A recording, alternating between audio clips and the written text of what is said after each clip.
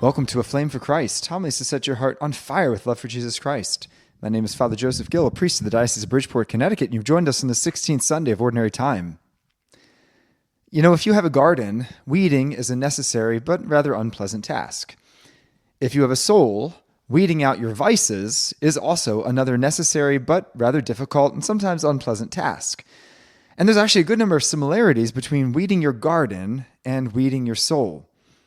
In today's gospel, Jesus speaks a great deal about weeds. And what are these weeds? Well, they can be understood on several levels, right? Jesus is making the point, for example, that the church will be full of both wheat and weeds until the end of time, which means that it'll be full of both saints and sinners.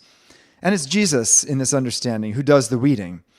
But I think that's a really good thing that the church is full of saints and sinners, because as St. Augustine said, the church is not a hotel for saints, but a hospital for sinners. And that's good because all of us are sinners, which means that we're welcome here, not to remain in our sin, but that Christ may change us from weeds to wheat, from sinners into saints. But there's another interpretation as well, and that is because the line between good and evil is not divided between person to person, but rather right down the center of every human heart. All of us have both weeds, sins and vices, and all of us have wheat, virtues and good works.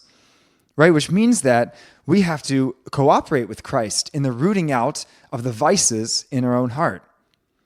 You know, our Catholic tradition gives us 7 main vices, which we call the 7 deadly sins. Things such as pride, wrath. Wrath is an unjustified and uncontrollable anger. Greed, envy, sloth. Sloth is laziness, particularly laziness in the spiritual life. Gluttony, and lust. All of our other sinful habits fall under one of these 7 categories. And so these are the weeds that choke out the good fruit of virtue in our soul. So how do we root them out? Well, there's many similarities to how we root out weeds in our garden. So first, we focus on the big ones first, without neglecting the little ones, which can grow into big ones. On the campus here at St. Jude's, I do a lot of weeding, and we have this plant called mugwort. And mugwort grows in pretty much any nice patch of flowers that you want to have, and it'll grow to over 6 feet tall. It's huge. So it's my crusade to get rid of this thing from our campus, but it means that we have to get these big weeds before they become big. And likewise with the soul, we have to examine our heart to see what is the most prevalent of our vices. All right? Some people struggle with anger. Some people struggle with lust. Whatever is that most prevalent vice, we have to work on that first. Last month, a young teen came to me in great distress, and he said, "Father, today was the worst day of my life." And I said, "Well, what's wrong?" And he said, "Because today I got braces." Yeah, you and every other teenager in history, right? His main sin was a struggle with the sin of vanity. And so let's focus on that biggest one we see in our life. I love what Thomas à Kempis said in his famous Imitation of Christ. He said, "If you eliminate one vice every year, in short order, you'd be perfect." If you eliminate one vice every year, in short order, you'd be perfect. Because we usually don't have 60 or 70 vices, right? Hopefully a lot less than that. So if we do a concerted effort for 1 year to work on one vice, then in very short order, we'll find ourselves perfect. But, as I mentioned, it's far easier to root out a weed when it's small versus when it became a lot bigger, because the roots are shallow when it's small. And so it is with us. We must make sure not to overlook our small sins or kind of dismiss them, lest they take root and become much harder to overcome.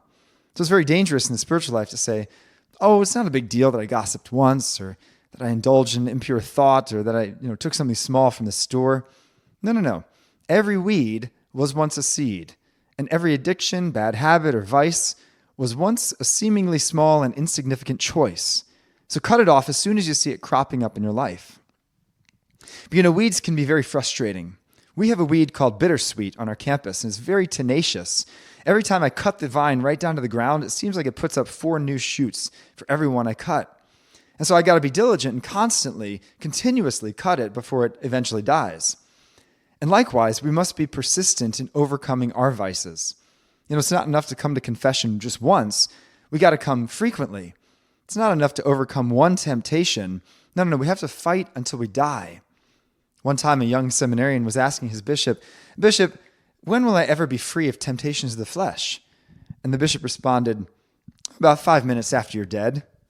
It's kind of funny, but it makes a great point, right? That we have to constantly be vigilant in fighting these things. All the saints knew that they were very capable of every sin.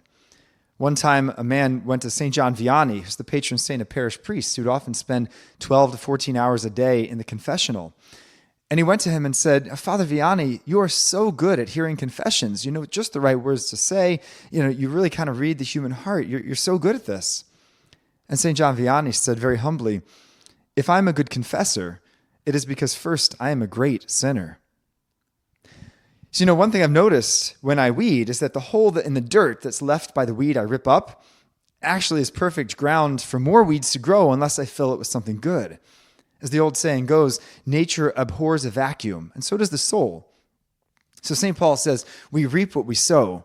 So if we've got that empty space, we have to sow good seed in it to overcome perhaps the emptiness there that could be taken over by weeds, which means that we have to fill our life with good things, prayer, the sacramentals, uplifting thoughts, good deeds, and we find it much easier to become a saint. I love how St. Padre Pio would always, and I mean always, carry around a rosary with him. He would even sleep with it wrapped around his wrist. He called it his weapon. He said, bring me my weapon. It's the best thing to fight against Satan. And one time, a man came to him and boasted, Padre Pio, you should be proud of me. I prayed 4 rosaries today.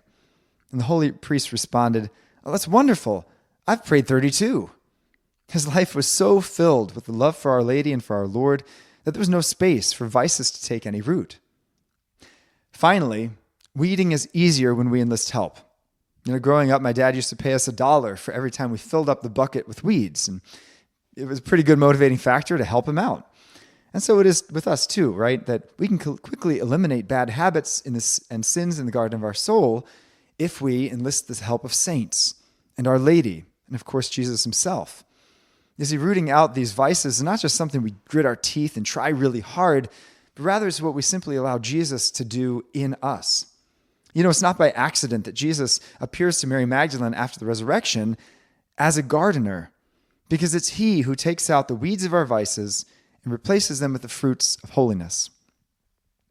My friends, today I want to challenge you to consider what vices do you need to work on and to commit yourself to using the tools that Christ has given us to root them out of your life. No matter who we are, we all have vices to root out, even the saints. So don't be discouraged, but rather simply allow Christ to do that in us and make that commitment to cooperate with him. My friends, with the Lord's help and with diligent effort, we can make genuine progress in the garden of holiness so we can bear the fruit of virtue for our Lord.